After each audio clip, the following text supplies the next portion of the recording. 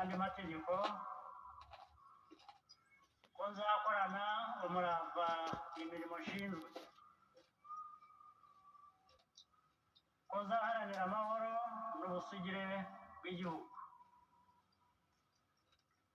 ko nzashimangira ubumwe bw'Abanyarwanda, ko ntazigera nkoresha ububasha mpawe mu nyungu zanjye bwite, ko nzaharanira ibyagirira Abanyarwanda bose akamaro, nintatira iyi ndahiro nzabihanirwe n'amategeko. Imana ibifashemo.